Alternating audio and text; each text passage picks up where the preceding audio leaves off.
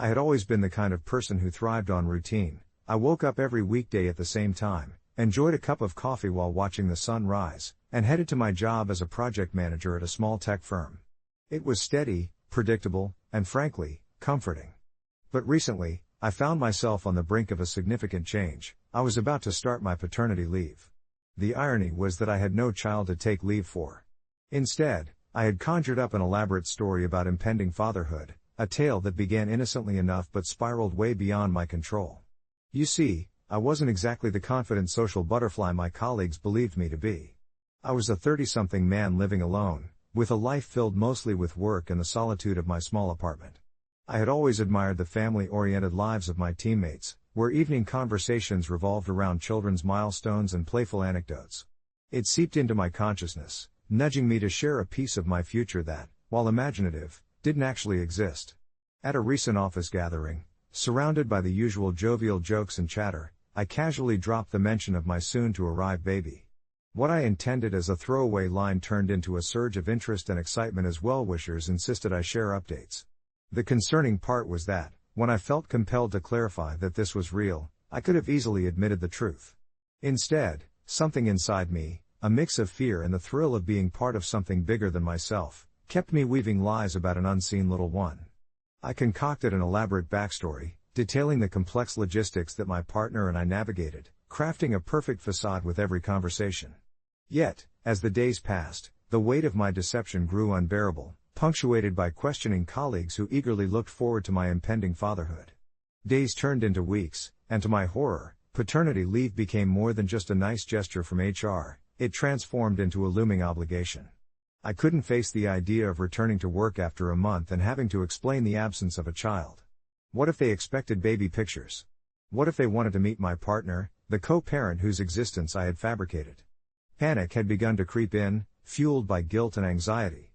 I spent sleepless nights picturing my colleagues' reactions when they discovered that not only was I not becoming a father, but also that I had spun this elaborate tale just to feel included in conversations. I often caught myself staring at the empty nursery I had started to imagine, filled with toys I planned to pick up during my sporadic trips to the store, never bought, never needed. The moment weighed heavily on me. I rode the bus home one evening, feeling a bitter mixture of shame and sadness. Did I really need to create this barrier between me and my colleagues? The truths of my mundane life began to gnaw at me, how I yearned to be one of them, sharing heartfelt parenting tales instead of fading into the background. And just when I thought I might crumble under the pressure of my elaborate deception, something unexpected happened. I overheard a chat at work, two colleagues discussing their own struggles with parenthood. Suddenly, there it was, the relief in knowing that they were facing their own hurdles and not living the seemingly perfect lives I had imagined. Maybe, just maybe, everyone had their battles. That idea sparked a faint glimmer of hope. I finally mustered the courage to confront my lie. The next day, I gathered my closest teammates and, with pounding heart and shaky hands, admitted the truth. I spoke openly about my outrageous tale and laid bare my insecurities. There was a moment of stunned silence, and then laughter erupted, not at my expense, but in solidarity.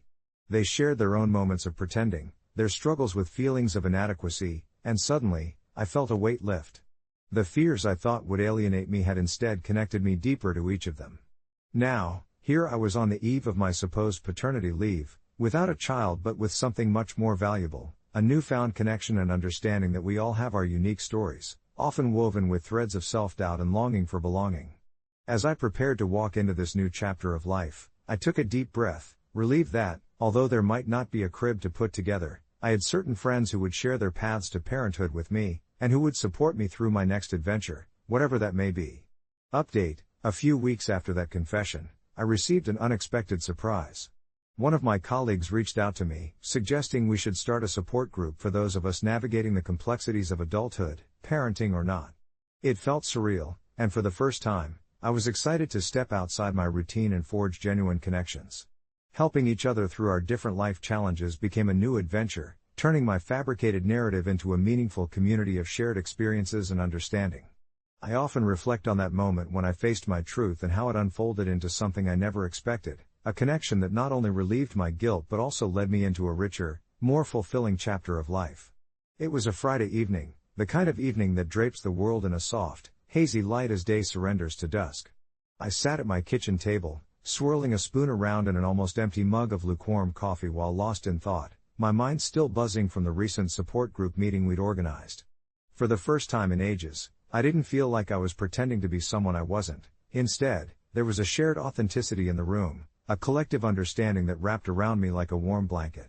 The people in that small gathering ranged from new parents overwhelmed by their responsibilities to those not yet ready to embrace the title of adult. Each person brought their own struggles, stories that intertwined in unexpected ways, making me realize no one was truly alone in their fears and uncertainties. I recalled how Janet, a single mother, had shared her battles with anxiety, and Timmy, who was still figuring out college, spoke up about the suffocating pressure to succeed. Each story was a reminder of the fragility and complexity of adulthood, and I found myself nodding along, feeling both their pain and their courage. As the weeks progressed, our group blossomed. What began as a mere flicker of understanding ignited into a vibrant community that met every Thursday evening. Laughter echoed through my living room, mixed with vulnerable confessions and supportive nods. It was heartwarming, and I relished in the sense of community we cultivated. The guilt around my fabricated narrative of impending fatherhood ebbed away, replaced by a profound realization that we were all figuring life out together, and that really, we were all a little lost. I often caught myself smiling during those evenings, and the sound of voices filled with warmth and humor became my favorite backdrop. But I was faced with a new dilemma one night as I was putting together snacks before our meeting. I received a call from my younger sister, Amanda, who had just returned home from a whirlwind trip to Europe. Her excitement was palpable through the phone, but it wasn't long before she veered into more serious territory. Amid her stories about the Eiffel Tower and canals of Venice, she mentioned how she was finally ready to settle down, to talk about the next step in her life, which obviously involves starting a family. The weight of that conversation pressed down on my chest like a heavy stone. I felt a pang of panic surge, the reality of my deception gnawed at my insides. What would she think if she ever found out that I had concocted a tale of impending fatherhood to avoid the pressures surrounding my life choices, especially now that she was ready to embrace that path? Would it all unravel? In a moment of desperation, I decided to confide in Amanda during a quiet moment, carefully weighing my words. I hoped that within my revelation, she would find the humor or lightness to soften the blow. You know, I've been on this wild journey where I've pretended to be something I didn't think I could handle, I began, and she listened intently, her laughter easing the tension in my heart. I told her how raising a child had allowed me to see my own struggles through a different lens, paving the way for connections I never thought I'd cultivate. To my surprise, Amanda found my crafted story amusing and insightful rather than shocking. "It sounds like you're navigating adulthood better than most," she chuckled, "and isn't that what we're all doing anyway? Faking it until we make it?" Her lightheartedness released the tight grasp of anxiety I had been holding on to, and we spent the rest of the evening discussing our dreams and aspirations, not anchored solely on parenthood but rather on the broader realities of life, a tapestry woven with threads of hope, uncertainty, and laughter. With Amanda's unwavering support, I felt a new sense of freedom wash over me, a relief that perhaps my little charade wasn't a shameful secret but rather just one of the many ways we discover our authentic selves through vulnerability. Reflecting on the friendships I had formed, I realized that this journey was less about the lies I had spun and more about the beautiful truths that emerged from them. As I settled into bed later that night, I considered how liberating it felt to embrace honesty not only with others but with myself. No longer would I anchor my identity in fear or pretense. Instead, I would step boldly into the unknown with all its imperfections. And just like that, my life felt whole again, accepting the beauty and chaos in every chapter, connected by the threads of shared humanity. Update: it's been a few months since that conversation with Amanda.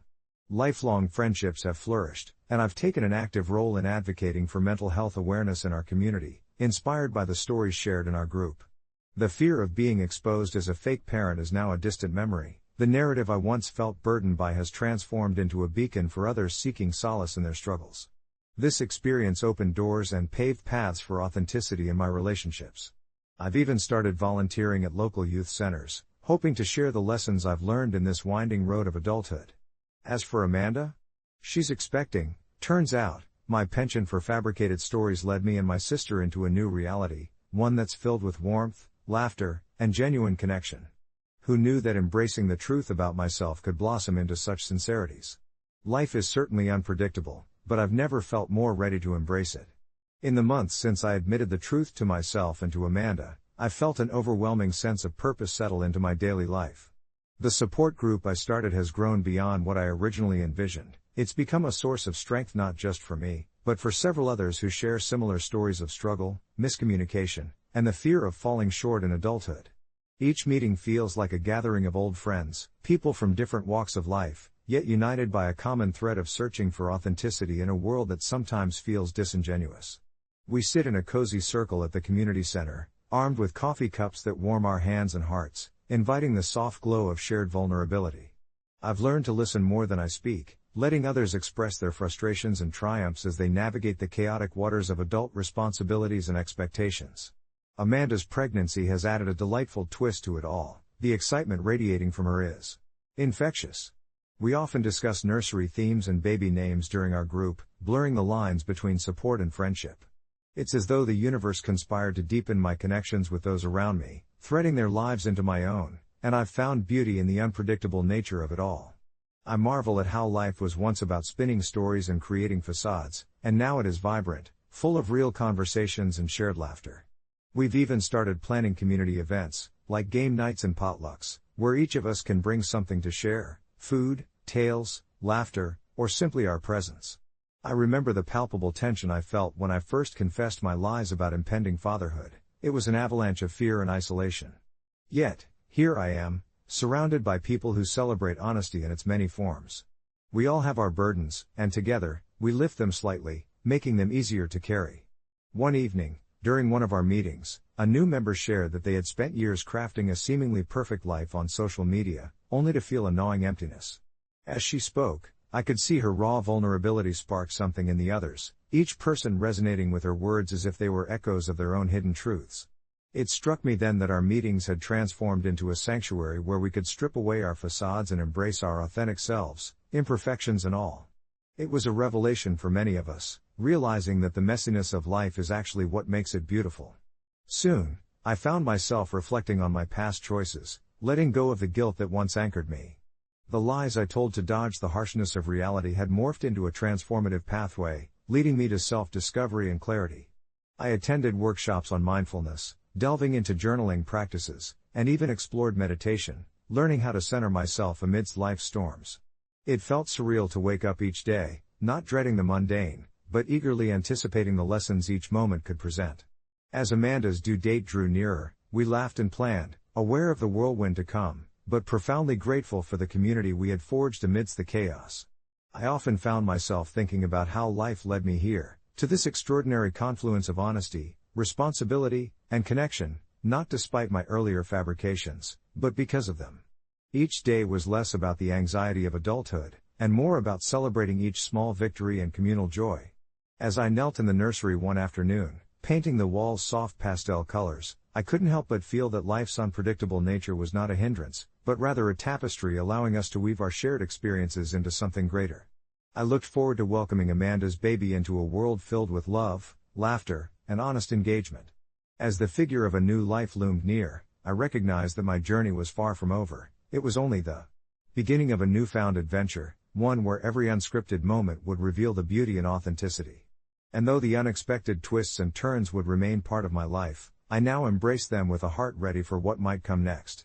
Confession: I am so desperate to be seen naked, so I go to saunas. It feels strange to admit this, but it's the truth that's been burrowing itself deeper into my mind with each passing day. I grew up feeling invisible, always blending into the wallpaper of my life, and as I moved into adulthood, that sense of anonymity settled uncomfortably within me. I work in a corporate office where everyone wears the same bland suits, and despite my attempts to connect with my coworkers, I often feel like a ghost, drifting through the hallways unnoticed. The idea of being seen, truly seen, without the barrier of clothing, began as a whisper in the back of my mind during one of those long, disheartening days at work. After overhearing a few colleagues share stories about their trips to a local sauna, where they'd experienced an exhilarating sense of liberation, I decided to find a place and give it a try myself. The first time I stepped into the sauna, my heart was racing, not just from the heat enveloping me like a warm blanket, but from the thrill of stepping outside my comfort zone. I had chosen the hour when it's typically quieter, just me and the relief of the steam filling the space, the sound of water softly bubbling in the corner. I cautiously peeled off my towel, each moment feeling like a revelation, as I sat there, the heat seeping into my skin, electrifying my senses. With my eyes closed, I could almost believe I was invisible, like a part of the soothing steam that wrapped around me. The first few visits were largely uneventful, just contemplative time alone in a shared space, but it soon became clear to me that there was tension brewing underneath my seemingly innocent nudity. I realized that what I truly craved was not just the warmth of the sauna but the comfort of being openly vulnerable, stripped of societal expectations and judgments. I watched individuals come and go, their conversations floating around me, laughter spilling over easily, creating an inviting atmosphere that I had never felt before in my corporate life. Then came the turning point, an unexpected encounter with a woman named Elena. She entered one day, radiating confidence and ease, and immediately captured my attention without saying a word. She settled across from me, the soft light reflected in the steam floating around us, and as I caught her gaze, I felt the gravity of my own vulnerability. I longed for her approval, her attention, thinking that perhaps this was what I had been seeking all along, affirmation in the starkness of our nakedness. We shared some small talk, the pleasantries of strangers slowly blossoming into something more intimate over the weeks. With each conversation, I found myself more drawn to her, but also more terrified of the vulnerability I was exposing. My thoughts spiraled, wondering if she saw me as I wished to be seen or simply another body in the steam. The emotional swell of confusion and desire became exhausting. I enjoyed our chats deeply, yet held the shame of my intentions just under the surface, pondering if I was chasing this connection or merely hiding behind my longing for attention. As the weeks rolled on, I noticed that every visit became a mix of dread and excitement. My chest would tighten as I approached the sauna entrance, the prospect of encountering Elena twisting my insides like the steam swirling around me. On one particularly humid afternoon, I took my place beside her, the air charged with unsaid words and unacknowledged feelings, our bodies so close yet worlds apart. There was a fragility in the air, and it struck me then, how desperately I craved to leave my mark on this life, to be more than a nameless figure fading into the background. That day, amidst the soft drumming of my heart and the subtle scent of eucalyptus enveloping us, I confessed to Elena my struggles with invisibility, the anxiety of being overlooked in life, and, most fearfully, my unacknowledged desperation for validation. I spoke with a rawness I hadn't anticipated, spilling my truths like the sweat beating on my skin. To my surprise, Elena didn't recoil. Instead, she shared her own experiences, admitting that she, too, had felt the loneliness of being misunderstood and the joy found in being seen, not only by others but by herself. We talked for hours, our walls melting away along with the sauna's heat, unveiling not just our vulnerability but a meaningful connection that provided solace and strength.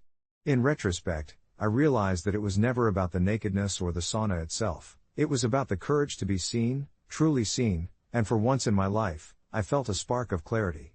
I found freedom in vulnerability, and the comforting notion that seeking connection, while fraught with uncertainty, can yield the most extraordinary transformations. In the days that followed, my visits became less about mere exposure and more about self-acceptance and the burgeoning friendship I had with Elena. No longer was I the desperate individual solely yearning for attention, rather, I embraced my intersectionality of longing and companionship. We continued to meet, spending lazy afternoons wrapped in the comfort of our thoughts, but now, it infused with laughter and a shared understanding.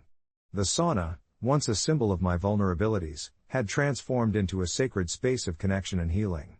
Update: a few months have passed since those revealing confessions in that steamy sanctuary, and I'm happy to report that Elena and I have grown much closer.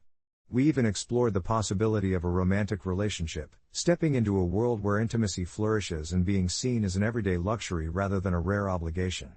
I'm still learning to embrace my nakedness, not only in the physical sense but emotionally as well, and I find solace knowing that opening myself up to someone else has yielded greater rewards than I initially sought.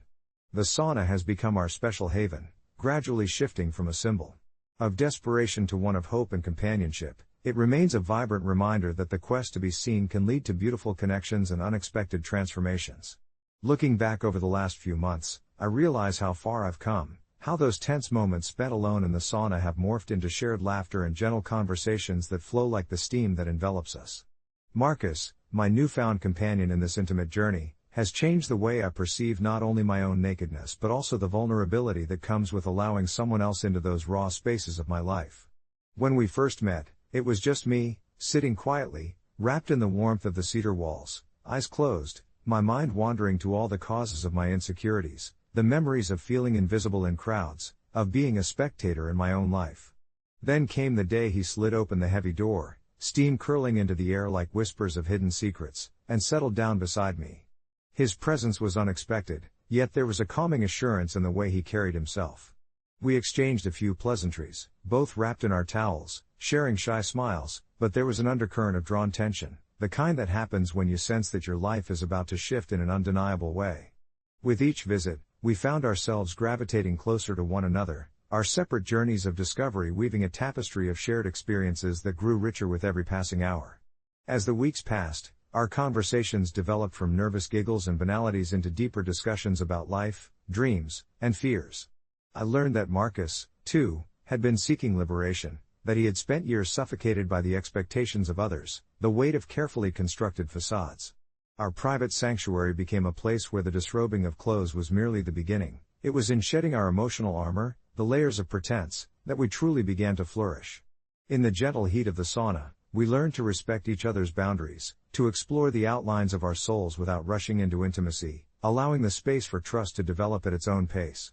Once, after a particularly profound conversation, when I spoke about my childhood struggles, Marcus took my hand in his and squeezed it gently, a simple gesture that conveyed understanding more profoundly than words ever could. In those moments, I realized that the desperation I once felt to be seen merely stripped away layers of armor. What I truly craved was connection, understanding, and love in its purest forms. It was during a twilight evening at the sauna, the world outside fading into a whisper of cool air contrasted against the steamy warmth inside, that everything shifted. Surrounded by the musky scent of eucalyptus and soft flickering light, we made a pact, not just for the two of us but also to continue this newfound exploration with others. The brave act of being naked in front of one another became a metaphor for the kind of vulnerability and openness we wanted to cultivate not only in our growing affection but in our interactions with the outside world. Inspired by the freedom we found together, we began inviting others to join us in these discussions, people from our lives who struggled with their own insecurities or simply desired a safe space to explore their personal journeys. Little by little, our sauna transformed from a place of self-sought desperation into a community of sincerity, growth, and acceptance. As we gathered more often, the sound of laughter, shared stories, and the comfort of bare skin against warm wood turned our sanctuary into a fragrant blend of healing and camaraderie. It was intoxicating, watching as people uncovered themselves, both in body and spirit, fighting the urge to conform to societal standards. And within this newly formed tribe, I felt strength swell within me. Each person who walked through the door reinforced my belief that every struggle to be seen, to be understood, was an essential step on the path toward authentic relationships. It felt as if we were reclaiming the narrative of our lives together, each of us no longer afraid to emerge from the shadows into the light of acceptance. And so, as I sit here, reflecting on the journey from volunteering to be vulnerable to creating a safe harbor for others, I've come to realize that sometimes desperation leads us to unexpected places. The quest to be seen has morphed into a brighter vision of companionship, insight, and the realization that we are not meant to navigate these experiences alone. Each of us, stripped bare of judgment and fear, finds that true connection happens not in the obscured corners of our lives but in the shared spaces where our souls can breathe freely. Update: after the last sauna gathering, I've become more adventurous. We decided to organize a weekend retreat dedicated to embracing ourselves wholly, physically and emotionally. I never expected my search for visibility to blossom into this beautiful community. Marcus and I are exploring the next steps of our relationship, and I can genuinely say that I am learning to lift the veil of self-doubt not through sheer will, but through the love and support that surrounds me. Whether we pull it off or not remains to be seen, but if the sauna has taught me anything, it's the power of opening up, letting go, and letting the warmth of camaraderie wrap around you like a cozy embrace. As I stepped into the sauna that evening, a familiar warmth enveloped me, bringing with it an intoxicating mix of steam and laughter. It was a bustling Friday night, which meant the atmosphere was alive with friendly chatter and the soft sounds of splashes from a nearby hot tub. The scent of eucalyptus wafted through the air, mingling with the hint of soft skin meeting wooden benches, making it feel sacred, almost like a sanctuary. I glanced over at Marcus as he entered, his bright smile instantly lifting my spirits. We've come to cherish our time here, not merely as a shared space but as a canvas for our blossoming relationship, one filled with light-hearted conversations and moments of silence that spoke volumes. I was beginning to realize that my craving for being seen wasn't solely about the physical act of bearing myself, it was a deeper yearning for connection, a desire to let people into the raw honesty of who I was beneath those layers of skin and self-perception. As we settled onto the wide bench, I found myself reflecting on a recent conversation. Just the week prior, Amy, one of our more outspoken sauna friends, had playfully nudged me to consider how nakedness could serve as a metaphor for vulnerability, not just the absence of clothes but the shedding of emotional armor. When we strip away our insecurities and let ourselves be authentic, she said, her words dripping with warmth like the condensation on the windows, that's when we truly connect. I felt the gentle stirring of something profound within me as I came to terms with how much I held back for fear of judgment and rejection. I looked at Marcus, seeing the way he spoke with his hands, how his laughter invited me to lose myself in the moment, and I realized he didn't just see my naked body, he appreciated the layers beneath my skin, the quirks and vulnerabilities that made me who I was. As our conversations meandered that night, jumping from the silliness of everyday mishaps to deeper discussions about our childhood dreams, I found myself suspended in a state of blissful existence, fully engaged and present. I had never felt more seen or valued. The sauna, once a space I frequented out of desperation, evolved into a cherished place where affection and honesty flourished, entirely transforming my initial yearning into something profoundly beautiful. Eventually, as the water swirled softly around us, I took a leap into the depths of my thoughts without hesitation. You know, Marcus, I began, my voice a touch steadier than I anticipated, it's funny how this all started as a quest to be seen in a physical sense, but now, it feels like it's grown so much more. He nodded, eyes sparkling in the dappled light, and urged me to continue with a gentle smile, his presence radiating reassurance. I spoke of my evolving relationship with vulnerability, about how I was slowly dismantling the walls I erected around my heart and mind. I think I'm finally beginning to understand what it means to be comfortable in my own skin, not just physically, but emotionally too. The softening of his gaze communicated an understanding far deeper than words could convey. In that cocoon of warmth and acceptance, I felt a piece of my heart unlock, allowing all that I had grappled with to flow freely like the steam around us. Our laughter melded with the soft patter of the water, and under the weight of those shared moments, I began to acknowledge my fears of inadequacy. It felt liberating to confess my doubts, to speak them into existence rather than bottle them up. As the session waned, dipping into the cooler air felt almost shocking, and yet exhilarating. A shared promise hung between us, unsaid yet deeply felt, that we would continue to explore this newfound connection. In that moment, I realized that being seen had transformed from a desperate craving into a warm badge of courage. The sauna had taught me to embrace not just the warmth of physical presence but the raw, tender exposure of the spirit beneath, open, honest, and, above all, human. As we exited, laughter trailing behind us, I understood that true connection thrives not just in being seen, but in being trusted, loved, and cherished for the entirety of who we are. Months have passed since that first fateful leap into a realm of vulnerability, and now, as I reflect on my journey, I feel a sense of profound gratitude wash over me like that soothing sauna steam. Marcus and I have grown closer, delighting in every moment, be it within the warm embrace of the sauna or in our everyday lives, embracing our naked truths together. For those yearning to be seen, I've learned that the warmth of companionship is not found in the act of exposing one's body, but in revealing the colorful tapestry of our souls. Not long ago, I had approached the sauna searching for visibility, yet I now find myself standing on the precipice of belonging, hopeful of the future and eager for each moment yet to come. And with that thought, I know I'm ready to face whatever lies ahead, no longer just desperate to be seen, but content in the love and acceptance that dwells not just in places warm with steam, but in the deep recesses of my heart where understanding intertwines with connection, ready to embrace life in all its beautiful, naked moments. It all began with a simple email that landed in my inbox on a dreary Wednesday morning. The subject line read payroll, important update, and in a moment of both dread and curiosity, I clicked it open. You see, I've never been the kind of person to make a fuss. I work quietly as an accounting clerk in a mid-size firm, diligently toiling away for a paycheck that barely helped me keep my head above water. I'm a 28-year-old woman navigating the world with a tinge of anxiety and a lifelong struggle to pay bills on time, all while wrestling with the looming shadow of student loans that felt more like a hungry beast than an obligation. The email explained that they were implementing a new payroll system, and while I barely glanced at the details, I noticed a mention of bonus adjustments and temporary increases which piqued my interest.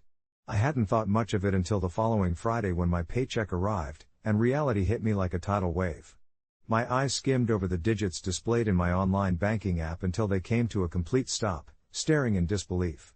I was overpaid, by a lot. The total was 5 times my usual paycheck, and a wave of excitement washed over me so instantaneously that I found it hard to breathe. Was it a mistake? A windfall? I rushed to my laptop, retracing my steps through the payroll system, but everything seemed to check out. After skimming through the company's online manual on payroll adjustments, I was relieved to find that they had mentioned this would happen. However, the ramifications of keeping this money loomed over my head like an anxious cloud. For the first few days, I couldn't deter the bliss that came with being suddenly affluent. I treated myself to my favorite meals, replaced my sorely lacking wardrobe with outfits that made me feel like a new woman, and even allowed myself a weekend trip to a quaint little cabin by the lakeside where I could finally breathe away from my work. Each indulgence felt bittersweet, a thrilling escape from my grind, tempered with guilt for indulging in what felt like ill-gotten gains. As the weeks passed, I wondered how long I could keep this up. Each paycheck became a new thrill in the world of possibilities. I cleaned my apartment, nurtured plants that previously hung on the brink of life, and took my friends out for drinks that ended with uproarious laughter echoing against the bar walls, their expressions of glee making every decision feel justified. But clouds of dread hovered closely nearby. Thoughts of consequence gnawed at my insides during the quiet moments at night, where I lay restless, the weight of the secret driving a wedge between my high spirits and reality. I convinced myself I had no choice but to keep the facade, that it was too risky to report the glitch. After all, I had never even stepped foot into the town hall of corporate policy. I was there to do my job, not to interpret the rules. All it would take was one slip, one whispered word about my newfound fortune, and I could find myself not only out of a job but embroiled in a terrible situation that I wasn't prepared to navigate. Months passed, I found myself submerged in this intricate web of deceit, mingling pleasure with a hefty splash of paranoia. The anxiety thickened each time payroll day came around, and the thought lingered, gnawing at my thoughts like a mouse in the night. I could feel the ultimatum building, bringing the reality crashing down until one afternoon while sitting at my desk, I was blindsided by an urgent email marked important notice which sent my heart racing. It was a request from HR, calling a company-wide meeting to discuss payroll discrepancies. The words swirled around in my mind like confetti thrown into the air before crashing to the ground as a harsh truth settled in. They knew. They must have confirmed the miscalculations, ran their audits, and deduced I was likely involved. My stomach churned, and I felt the icy grip of despair tighten around my chest. The realization hit me hard. I had grown so used to my false safety blanket of extra funds that I couldn't even begin to imagine relinquishing them now, the very thought terrifying me into frozen paralysis. The day of the meeting arrived with a clarity that I wished I could escape. Standing in front of my colleagues, I felt like an imposter, bound by the walls of my own constructed greed.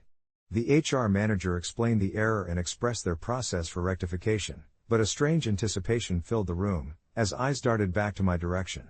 I wrestled with my emotions, staring down at my clasped hands, feeling that if I let my tongue slip, it would only shatter the already delicate stage we stood upon. In a moment that needed no hesitation, perhaps spurred on by the weight of my debts and my guilt, I decided to come clean. I raised my hand, my voice breaking through a silence that shrouded the department. I think I might have been one of those overpaid. As the murmurs filled the room, I could sense curiosity mixed with disbelief. The HR manager nodded thoughtfully, calling me up in a tone that indicated more than just professional grace.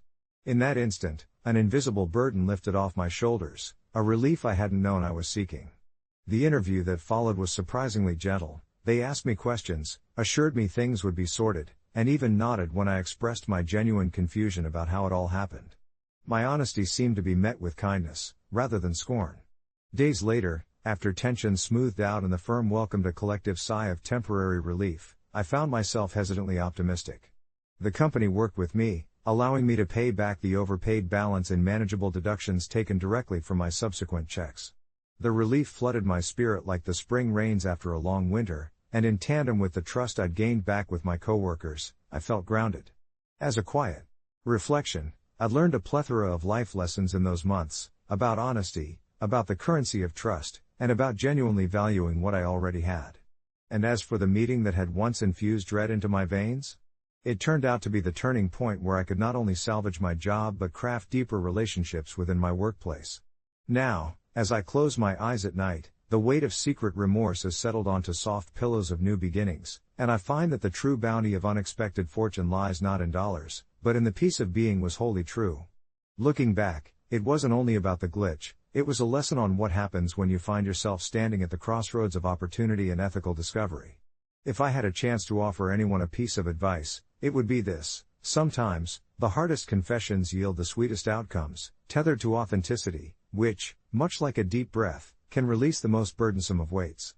Update: a few months later, after I'd regained my balance at work and developed friends with my colleagues through concrete illusions of trust, I received an unexpected email from my HR manager.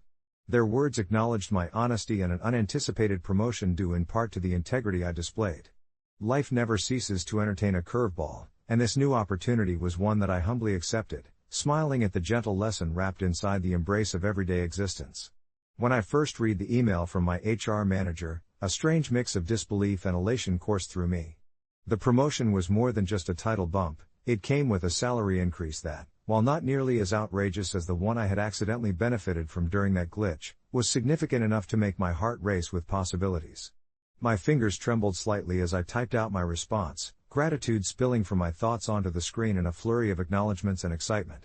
Yet, there was a twinge of unease nestled within my heart, a soft reminder that while I had experienced fortuitous fortune, my colleagues were still working tirelessly, unaware of the inner transitions I'd undergone. When I walked into the office that Monday morning, my usual routine was invigorated by the prospect of my new responsibilities. The air felt charged, almost electric, but with every friendly smile exchanged and casual conversation I engaged in, I couldn't shake the feeling that I owed my team a deeper layer of transparency. The last few months had shaped me tremendously. Honest conversations about ethics and accountability had sparked friendships among my peers. I found myself reveling in camaraderie and shared laughter, the kind that stitched together hearts and minds in a workplace filled with mundane tasks and the occasional coffee break chatter. Yet somewhere in the back of my mind, guilt lingered like a shadow. Could I truly relish this achievement, knowing how it grew from a moment of chaos and moral ambiguity? As the morning faded, I huddled in a conference room for our monthly team meeting, where I listened to my colleagues discuss their struggles, their victories, and everything in between. Their drive inspired me, and as my new role would place me in a position to support them more directly, I felt the need to share my journey, the good, the bad, and the ugly, with the team. At the end of the meeting, as the group wrapped up with a round of thanks and recognition, I cleared my throat, the hesitant silence punctuated by the shifting in chairs.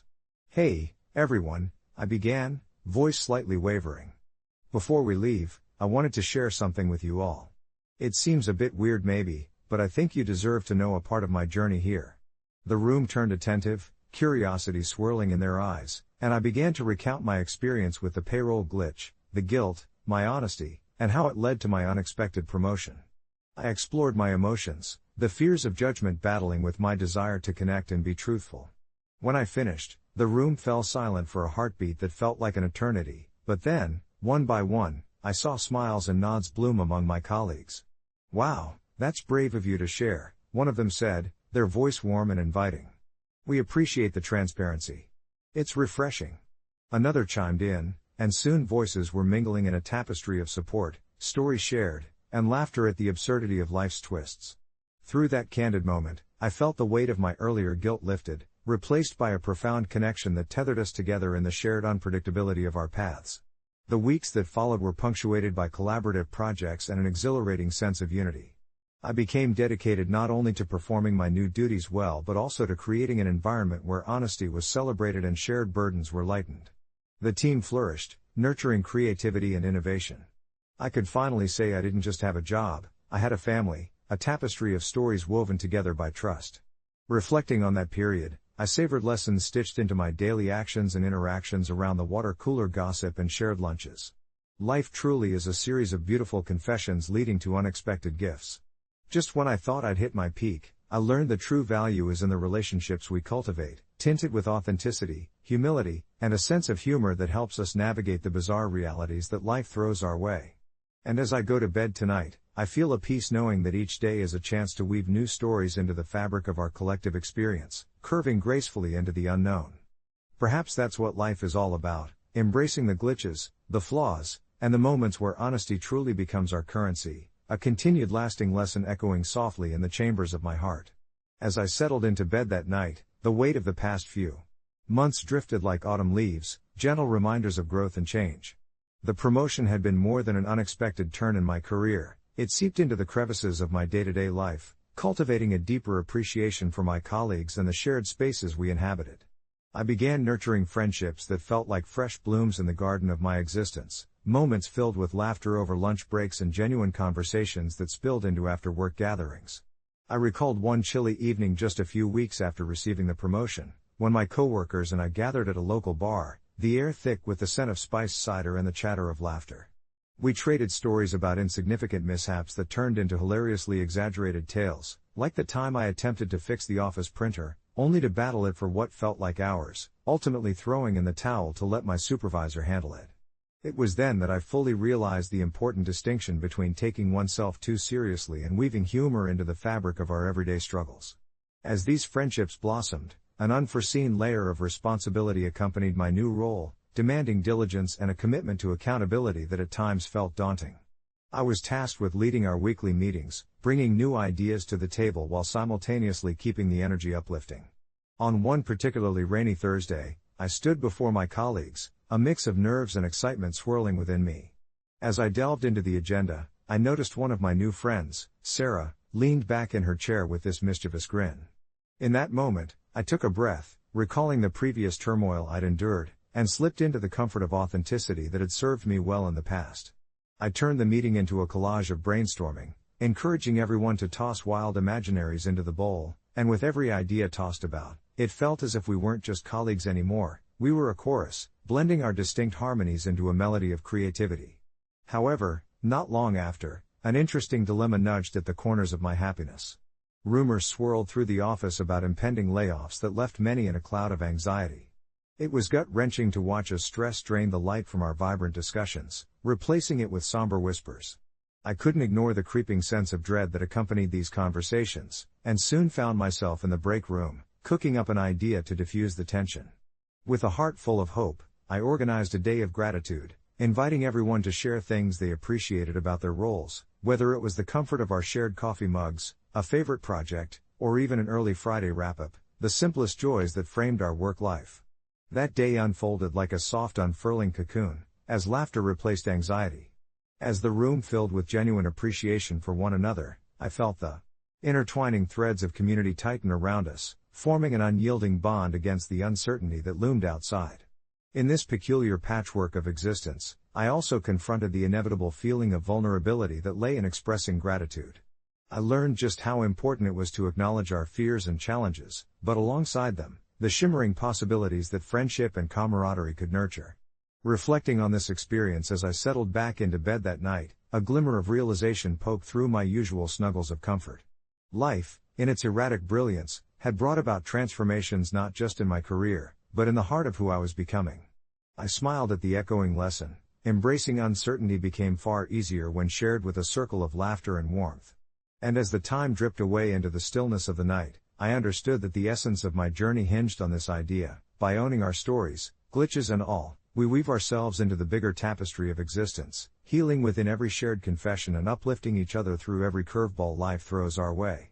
I never imagined my life could pivot so dramatically over something as mundane as a locked door, but here I am, recounting the events of that fateful evening with a sense of incredulity that still lingers. My name is Alex, an ordinary 30-something guy with a desk job and a comfortable little home nestled in a quiet suburban neighborhood. I've always prided myself on being a conscientious husband, but like everyone else, I have my moments of negligence, and perhaps it was a combination of those moments that set this all in motion. It was a Thursday night, typical in every way, until I caught a glimpse of my wife, Laura, standing by the front door, her expression a mixture of frustration and disbelief, the kind that made my chest tighten in an instant. She was holding the doorknob, twisting it back and forth while I was half awake from a cozy couch nap, remnants of my evening routine still fresh in my mind, the warm glow of the TV, a snack bowl emptied, and the soft hum of the world outside. Laura asked me, with a sting of disappointment, if I had checked the lock after she'd gone to bed, and as I rubbed the sleep from my eyes, I realized I had utterly spaced on that detail, again. I shrugged it off at first, making casual remarks about how I trust our neighborhood and how we had lived there for years without incident. But in the back of my mind, I felt a creeping unease as I watched her react, her brow furrowed as she responded, "It's not about trusting the neighborhood, Alex. It's about being safe." A part of me wanted to laugh it away, to dismiss her concerns as overreactions like I once did during our years together, but as she continued to express her frustration, I felt a knot forming in my stomach, linking back to my own lack of accountability. Was I really that oblivious? It became clear that this situation was a metaphorical lock waiting to be clicked open, revealing deeper issues that may have long since festered beneath our shared surface. Days passed, and the conversation wafted in and out of my mind, my interactions with Laura feeling increasingly stifled like the air on a humid summer day. I'd watch her move through the house, her movement subtle yet heavy with a sense of grounded concern, the way a cloud hangs low and suspenseful, threatening rain. I noticed the little things, the way she double-checked the locks on the windows during the day, her growing habit of closing the blinds earlier than usual, her hesitance to walk to the mailbox alone. The peaceful rhythms of our life together felt interrupted as I tried to ignore the gnawing sensation at the back of my mind. The evening we normally spent side by side on the couch morphed into quiet, fragmented moments filled with awkward silences. It all came to a head one night when I returned home later than usual after meeting some friends for dinner. There she stood in the living room, awaiting my arrival like a lighthouse beacon cutting through the fog, arms crossed with a stern look on her face that I'd never seen aimed directly at me. I opened my mouth to greet her, but the words caught in my throat. I could sense it was more than just the locked door. "Did you even check the door?" Her voice was steady but tinged with a puncturing edge that stung more than I cared to admit. I hesitated, the silence stretching into a chasm. "No, I didn't," I finally admitted, the echo of those words reverberating through the room like a confession made under duress. "I just assumed you had it." It felt pathetic, my own excuse evaporating into the atmosphere. My stomach twisted again, I could see pain flickering through her eyes, an emotion beyond mere frustration, a sense of betrayal, of being let down by me, the one person she should be able to count on. Suddenly, it struck me, it wasn't just about the door, it was about trust, about dependence, about the fragile threads that held together our relationship. I realized how much she leaned on me, expected me to be her rock, and I had neglected even the simplest thread keeping our safety intact. As we sat on the couch that night, the air thick with unspoken words and fragile hopes, I squeezed her hand and spoke softly, "I'm sorry. I thought I was being rational, but I wasn't being responsible. I promised to do better, to pay attention, to make you feel safe, not just when it's convenient for me."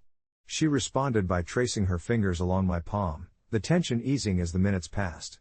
The silence transformed from oppressive to contemplative, and we found ourselves deep in conversation, navigating our fears, our trust, and the small yet pressing details of our shared lives. As the moonlight spilled through the window, I understood that the lock was just a symptom of a deeper issue, my unpredictability and her need for assurance. Weeks later, our routines began to shift. I made it a point to verify every lock, not just for Laura, but as a symbol of my commitment to being present and responsible. The atmosphere in our home brightened, she smiled more, and we dove into rebuilding that connective thread, one soft conversation, one warm touch at a time.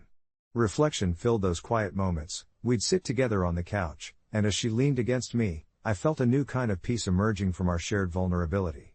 And so, in the spirit of Reddit tradition and as a reflection of this journey, I find it important to add this update. The evening I thought we were heading toward a rift transformed instead into an awakening. It wasn't just about the door or even the act of locking it. It became a way to openly articulate our needs, desires, and fears.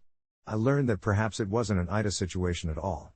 Perhaps, instead, it was AITA, am I trying to learn? Because in that small, seemingly trivial episode, I discovered something profound about love, trust, and the importance of the little things in creating a safe harbor we could always come home to. The door has never been left unlocked. Again, and neither have our hearts. As the weeks rolled into months following our profound conversation about the door, I found myself reflecting on the subtle transformations in our relationship. It became a game of sorts, where each night, as I prepared to settle into bed, I would gently remind Lucy to double-check the lock, teasing her playfully about my newfound security obsession. I could feel the fortress we were building, not merely around our home but within each other, grow stronger and stronger. It was surprising how such a simple act could blossom into moments filled with tenderness and laughter, a little more anticipation before sleep took us. We began establishing new rituals, little habits that weren't mandated by duty but born out of a desire to nurture our partnership. Each evening concluded with us sharing a cup of tea on the porch, watching the day melt into night, with the faint sounds of crickets filling the air, A gentle reminder that life outside continued in a rhythm we were beginning to appreciate together. I started to look at our relationship with a new lens, where open communication became our foundation, and vulnerability, once a source of anxiety, transformed into our shared strength. I cherished those confiding moments with Lucy, preparing dinner together and laughing over burnt bread, the usual small talk evolving into deeper discussions about our hopes for the future. Conversations flowed like sacred threads binding us closer, so much so that I almost forgot what it felt like to walk that thin line of misunderstanding that we had been teetering on prior. It amazed me how our vulnerabilities morphed into stepping stones, carving pathways to rediscover the intricacies of each other's souls, learning, once again, what made us who we were. There were times, of course, where we stumbled. There were disagreements around financial decisions or the occasional miscommunication that prompted a surge of frustration, but even then, instead of retreating into silent resentments, we breathed, discussed, and gently nudged each other toward a healthier understanding. I realized that those moments are just as essential as the laughter-filled ones. They rounded us out. However, the true test of this new dynamic came on a chilly autumn night. The air bit fiercely against our cheeks, and the neighbors' laughter echoed through the street, reminding me of the warmth radiating from our home.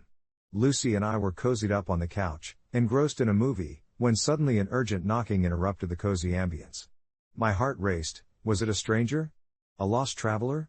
That familiar feeling of anxiety tugged at my chest as I glanced at Lucy, who only nodded, encouraging me to check the door. It felt as if time had slowed. I walked to the front door, the wooden floor creaking beneath my weight, feeling every heartbeat pulsing in my ears. Peering through the peephole, I was met with a young girl, maybe 10 years old, shivering and teary-eyed. I opened the door just enough to speak. "Hey there, are you all right?" Her face was lost in shadows, but I could make out the tremor of her chin and the way she rubbed her arms together, as if trying to generate warmth. I got lost. Can I call my dad? He's just around the corner." My mind spun. Here I was, in our safe bubble, our haven, facing a potential crisis. A moment of fear tangled with empathy bubbled inside me. It was a test of everything we had learned, our commitment to openness, to addressing fears head-on. "Of course, sweetie, come in," I said, opening the door wider and motioning for her to step inside. As the warmth enveloped her, she glanced back at the darkened street, her eyes wide with uncertainty. I knew that this small act could either shield her further from threats or potentially lead to something more dangerous. Lucy joined us, her nurturing presence illuminating the moment, and we quickly settled into a space of safety and comfort. I reached for my phone, handed it to the girl, and patted her on the shoulder. "Just dial the number you remember. We're right here with you." The girl's hands shook as she dialed, her voice barely a whisper as she spoke to her father. She relaxed slightly upon hearing him say he was on the way, and when she hung up the phone, her relief washed over me, filling the room with a profound quiet that seemed to hold stories of fear and safety in equal measure. When her dad finally arrived, our home transformed again, this time into a sanctuary, a temporary refuge. The girl rushed into her father's arms, and I felt an overwhelming gratitude that we were able to offer even this tiny comfort amidst her disarray. After exchanging pleasantries and ensuring she was safe, the father made it clear how invaluable our kindness was, lighting a small flame of warmth within me. After they left, as Lucy and I settled back down on the couch, I felt an overwhelming sense of gratitude for everything in our life together. It suddenly struck me that it wasn't merely about locking the door, it was about being open to the world outside, understanding that the safety and love we built weren't just for ourselves but could spill over into interactions that mattered with everyone around us.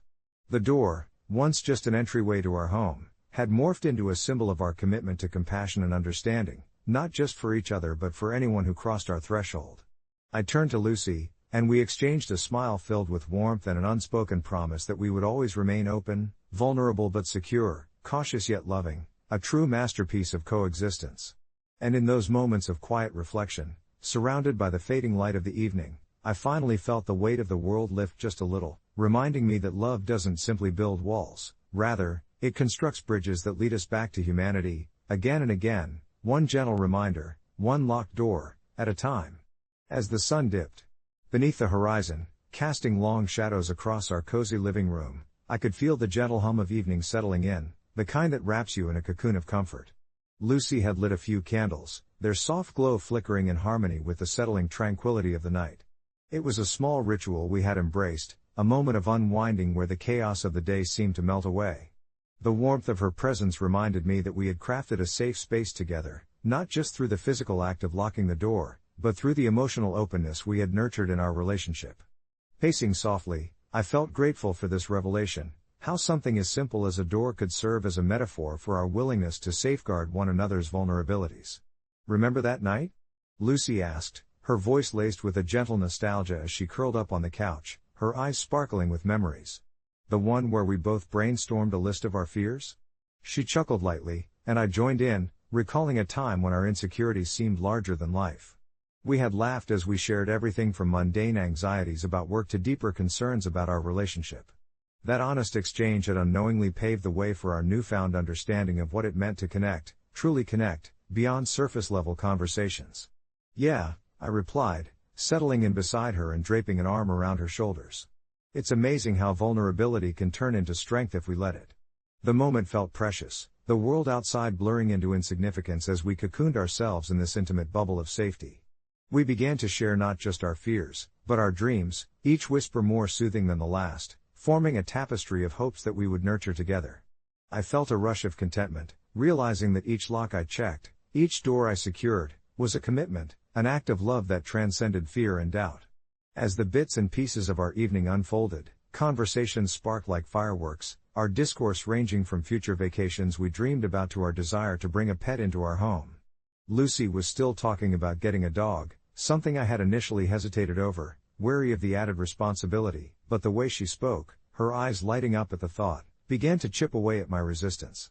A dog would be more than just an addition to our lives, it would be a shared experience, a reminder of how love could flourish in the little moments, from morning walks to lazy afternoons spent on the couch. With every word exchanged, I felt the door we had just locked moments before transform into one that swung wide open, inviting in a rush of warmth. As the candles flickered gently, casting playful shadows on the walls, I could see what lay ahead of us, a future painted in shades of laughter, compassion, and unwavering support. It was empowering to realize that we weren't just locking away our fears, we were also sealing in our joys, ensuring that nothing could breach the sanctuary we were building together. In time, as the evening wore on and the moon cast a silver glow through our window, I took a moment to breathe deeply and internalize the warmth of this connection we were nurturing. The world outside felt distant, almost irrelevant, as I realized that our relationship had morphed from merely coexisting to truly living, a shared journey where each step was marked by intention and understanding. "Have you ever thought about how locking the door is kind of a ritual?" I mused aloud, breaking the comfortable silence that had enveloped us like a soft blanket. Lucy nodded, her dark hair catching a glimmer of candlelight. "It's the first step we take in closing out the outside world," she said thoughtfully, "but it also makes space for us to just be, here, in our little world. It's our way of saying, this is our time. We matter." "Yes," I replied, feeling a swell of pride and love. It wasn't just about locking the door, it was about what it symbolized, the commitment to honor our space and each other. The balancing of boundaries and openness that allowed for growth without losing our individuality. I couldn't help but smile, envisioning the dog we might someday share. Next door might be the kids, or the noise of the world, but in this moment, it's just us. As the last flicker of the candles dimmed, I felt a deep reassurance envelope me, a tender acknowledgement that our bond was evolving in ways that were once unimaginable. I snuggled closer to Lucy, feeling the warmth radiating from her, a beacon in the cool night. The locked door wasn't just a safeguard, it was a promise we had made to each other, a vow to always return to the safe harbor we had created. And so, as I closed my eyes and allowed sleep to wash over me, I found solace in the laughter that echoed through the evening and the new dreams we would embrace upon waking. A door locked, yet ajar with possibility, standing as a testament to our journey. And with that, I drifted into sleep, content, loved, and forever learning. It was supposed to be just another holiday gathering, filled with laughter, festive decorations, and a bit too much eggnog, yet it transformed into one of the most pivotal moments of my life. My close-knit group of friends had established a tradition of a white elephant gift exchange, where the goal was to bring something humorous or quirky to swap around the circle. This year, I felt inspired. After days of thinking, I decided to gift a vintage-looking box, aged like an artifact, wrapped in gold foil that glimmered under the twinkling Christmas lights. Little did any of us know, it was more than just an old box. To everyone's amusement, when my best friend Alex unwrapped it, Inside was a scratch-off lottery ticket I had thrown in on a whim, just to keep things lighthearted. Laughter erupted when he scratched it off, only to find out that it was worth over $1 million. At that moment, it felt like I was in a fairy tale. Yet, as the initial shock began to fade, a heavy feeling settled in my stomach, as excitement morphed into uncertainty. For days, we celebrated, a party filled with playful banter, immense joy, and, surprisingly, stakes that transformed the bonds of friendship into something frayed and fragile. The conversation soon shifted from congratulatory remarks to some friends expressing that, because the winning ticket had originated from my white elephant gift, I had an obligation to share the wealth. After all, the ticket had not just sprung forth from thin air, it was part of a game played between us. I remember sitting at home in my small, cozy apartment that night, staring at the blinking light of my phone as the group chat erupted with opinions, judgments, and a sense of entitlement that rattled me to my core. I began to feel torn. On one hand, I wanted to help my friends, especially since they had been my support group through thick and thin, but on the other, it was a significant amount of money that I had never expected to see, and it felt deeply personal to me. As I continued to navigate the whirlwind of discussions, some of my friends took it a step further, outright demanding their share of my newfound fortune. They argued that I shouldn't have even included the ticket as part of the gift, highlighting how, as the giver, I had unintentionally created this awkward position. My doubts began to grow into whispers in my mind, trying to convince me that I was the one who was being selfish and greedy. Such thoughts gnawed at me, leading to sleepless nights, but I also cherished the idea that perhaps this money could help me rebuild my life. I had been stuck in a rut, toiling away in a mediocre job that barely paid enough to cover rent and bills, and now I could not only pay off my debts, but I could also travel, invest in furthering my career, and maybe even start on that overly ambitious dream of mine, opening a small bookstore cafe by the coast where stories would seep through the walls like sweet laughter. But the rift grew. The gifts from Christmas became burdens that I contemplated every waking moment. To distance myself from the conversations that blurred the lines of friendship, I withdrew from the group chat for a time, taking each day to regroup. I took long walks in the nearby park, letting the cool air fill my lungs while my mind wrestled with the notion of entitlement. I even visited an old bookstore to distract myself, where I could lose hours wandering between the bookshelves that smelled of musty paper and adventure. Eventually, after a week of wrestling with my thoughts, I decided to face my friends. I arranged a casual dinner, a final gathering to resolve our unspoken tension. As the evening unfolded, I chose to be honest. I sat them down, carefully explaining how the ticket had landed in a box meant solely for fun, devoid of the weight of expectations and obligations. I wanted to stress that while they were my dear friends, the money felt deeply personal to me, a newfound hope for my future. I could see their disappointment, and truthfully, it pierced me. The laughter that had once echoed around us now felt muted. However, I also saw glimmers of understanding in their eyes, and that conversation provided the resolution we so desperately needed. It wasn't about who deserved what, but about maintaining the bonds we had nurtured over the years. As the night wound down, one friend, Clara, who had always been the voice of reason, gave me a reflective look. She smiled softly and stated, "You know, sometimes life throws us surprises, not to be shared or divided, but to change our paths." It struck me deeply. That moment became a tapestry of emotions, a blend of relief, sadness, and resolve. I chose to embrace the good that the lottery had brought into my life while also holding steadfast to the relationships that mattered. In the weeks that followed, I found my footing. I still communicated with my friends, but now it was with less pressure, and whatever division had sprung eased with understanding and communication. Instead of sharing a part of my winnings, I offered to treat them to a weekend trip to celebrate our friendship without the strings of money. And in many ways, the act of spending time together felt even more fulfilling than any monetary exchange.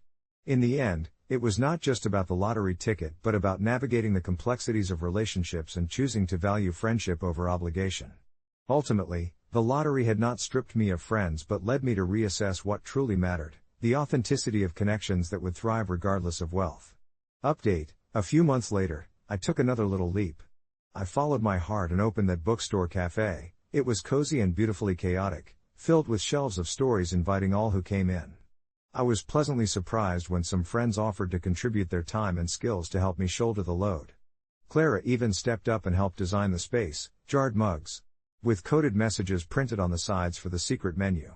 There's joy in seeing the delight on people's faces as they step into a world of books and coffee, and on Saturdays, when the place is bustling, I've realized that my path hasn't just changed, it's blossomed into something altogether beautiful. But just as everything was coming together, a shadow loomed over my little haven of caffeine and literature. It was a few months after our grand opening when I received an unexpected call from my brother, Mark, who, after a string of misfortunes, had moved back in with our parents. "You won't believe it," he said, his voice brimming with excitement. "I bought a lottery ticket, and I actually won $50,000. I could hear the triumph behind his words, and part of me felt uplifted by his good fortune, but another part of me squirmed at the implications. After all, during that white elephant gift exchange a few weeks prior, we had used the ticket as just that, a joke among friends, something to pass around for laughs, like the ugly sweater no one wanted. The ticket had cost a mere $10, but now it had transformed into an unexpected fortune. The problem lingered in the back of my mind like an itch. Should I pay my brother back for that ticket? My first instinct was to smile and celebrate his success, acknowledging his hard luck turning into a windfall. However, as I watched the cafe thrive, my initial goodwill began to warp under the weight of guilt. I hadn't contributed anything to that silly ticket, nor had I envisioned sharing the wealth or what it might mean for my brother to suddenly have significant amounts of money. It shouldn't be a burdensome obligation, should it? The constant flirtation with self-doubt made my heart race. As I ruminated, I also felt a growing resentment rise against Mark. He was back with my parents, lacking direction, while I had pulled myself together to create something fulfilling. Every week, he kept bringing up potential ideas for what he could do with the winnings. A vacation. Then a new car. In those moments, I found myself resenting that $10 ticket more and more. Weeks passed, and I noticed more requests from Mark. While the cafe had become a green and nurturing space for creativity, Mark's intentions weighed heavy on me. "Why don't you just loan me a little bit to get started?" he'd suggest, each word slithering into my brain like smoke. "You can always recoup it after I get my business going." One afternoon, as I stirred the rich, dark coffee, my stomach twisted with anxiety. Clara noticed and stopped by with a gentle touch to my arm. "What's bothering you?" she asked, and I hesitated before spilling my thoughts like beans into a grinding machine. She listened quietly, concern knitting her brow. "You're not obligated to share anything," she said finally, taking a sip of her espresso, "but you shouldn't feel guilty if you want to help." But there was more to it. It was the emotional knot I had with Mark, our childhood, entwined in responsibility and rivalry. I resented the fact that he had the ability to get something for nothing while I had to build everything from my courage and sweat. One Thursday afternoon, I finally decided to confront him. "Listen, Mark," I started, holding the phone to my ear, feeling the warmth of the cafe's summer breeze danced around me. "I know you're excited about your winnings, and I'm happy for you, but you need to understand. I can't help with your plans. That ticket was never mine to claim or share." His silence felt heavy, a moment too long before he spoke. "Wow, so that's it?" The chill in his tone froze me in place. It felt dreadful but necessary to stand firm, to balance the weight of harsh truth with the buoyancy of love. "But it's my ticket," he continued defiantly. "You were there when I bought it. It's not just luck, I could have picked another ticket, you know? Be better. Be supportive." With every word he poured out, my resolve thinned. "I'm trying to be supportive, Mark, but you can't expect me, of all people, to just distribute money when I'm still figuring out my own life." Somehow, I managed to hang up without feeling like a complete jerk, and as I processed the conversation, I finally felt a flicker of relief. Time passed, and the confrontation became a raw, necessary wound that slowly healed. Through the simmering tension with my brother, I found clarity about my own dreams. The cafe continued to thrive, filled with laughter, warmth, and the soft scent of beans roasting in the back. Clara became my confidant, and together we hosted small writing workshops, each word crafted under the light of connection. Despite the distance with Mark, I began to accept that his choices were his own, separate from my journey, as I found empowerment in the depths of the rooted relationships I built day by day. Months later, I received a text from Mark, one that was devoid of the old bitterness. "Hey, I went on a little trip. It was great. Hope the cafe's doing well," he wrote. A simple note that felt woven with maturity and intent. I responded, letting him know how much the cafe had grown. I didn't owe him anything, and while our relationship became more distant over time, I couldn't help but feel a thread of hope weaving back through our connection, fragile yet promising, just like the very venture I cherished. As I stood behind the counter one morning, with sunlight spilling golden rays through the window, I realized that sometimes, making choices for your happiness meant letting go of guilt, a lesson I hoarded quietly as I breathed in the intoxicating aroma of roasted beans and fresh stories yet to be told. The cafe continued to flourish, much to my delight. I leaned into the rhythm of each day, where the sound of the door chiming would greet me with the promise of new connections. One particularly crisp morning, I found myself overwhelmed with gratitude as I greeted regulars and newcomers. Alike, their smiles infectious, the aroma of brewing coffee wrapping around us like a soft blanket. Clara had this way of lighting up the room whenever she walked in. She carried an energy that was both calming and invigorating. That day, however, felt different. A magnetic energy buzzed beneath the ordinary hustle and bustle. I was preparing for a community event, one that Clara had suggested to foster deeper ties with our patrons. We decided to host a monthly open mic night, where writers, musicians, and poets could showcase their talents, a showcase of voices competing only with the sound of clattering mugs and warm laughter. It was during our final preparations, stringing fairy lights above the circular tables and piling chairs in cozy arrangements, that I noticed Jason standing outside the cafe, hands shoved deep in his pockets with that same familiar expression etched across his features, a mix of longing and hesitation. I felt a knot tighten in my stomach. No matter how far our lives had drifted apart, the sight of him brought back a whirlwind of memories and a rush of old emotions. For a moment, I debated whether to invite him inside, but the fog of uncertainty clouded my decision. As the evening wore on and the cafe came alive, untouched notes filled the air, voices weaving tales both heartwarming and haunting. Clara's infectious laughter faded in and out as I caught glimpses of familiar faces sharing moments, and then, almost as if time had folded, Jason stepped through the door. The room hushed momentarily, strangers turned into an audience, and I felt my pulse quicken. He looked around, his eyes searching, and landed on me with a gaze so earnest that it melted the seconds into something palpable. I couldn't help but manage a weak smile, my heart oscillating between pleasure and panic. After the first act concluded, he approached me, and I could feel the vibrations of my surroundings dim, the clinking glasses and buzzing chatter fading into the backdrop of our shared history. "I came to see you," he confessed, his voice the same as I remembered but laced with a timbre of vulnerability I hadn't noticed before. I blinked, struggling for words. Here we stood, transformed by time, yet the undercurrents of unspoken sentiments lingered in the air like a fine mist. I asked him how he had found me, and the conversation spilled out like secrets carefully hoarded, revealing pieces of our lives since we last made contact. He told me about his trials, struggles with his decisions, and how he'd realized the importance of relationships that once mattered to him. Encouraging him to join the open mic crowd, I found myself eased by the moment. The fear I had pinpointed as regret fell softly as he stepped up to perform, seemingly transformed by the acceptance that enveloped him. As he shared his heartfelt song, the audience felt like a gentle embrace, and I couldn't help but lose myself in the harmony that wove through the room. There was beauty in the shared experience. It reminded me that reconciliation doesn't always seek perfection, but requires vulnerability and openness to growth. Our paths, so differently aligned, had somehow allowed us to converge again, revealing that understanding could form new threads, stitching old pains with the fabric of compassion.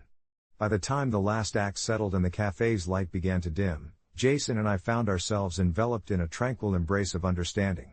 As I locked up and waved goodbye to the last lingering customers, who unfurled their stories into the night, I felt lighter than I had in a long time. Perhaps, I mused, mistakes didn't have to be anchors but rather lessons gently guiding us toward growth and renewal. With the sweet taste of coffee lingering in my mouth and the warmth of rekindled connection bubbling in my chest, I closed the door behind me, knowing that life would never cease to surprise me with its exquisite range of possibilities.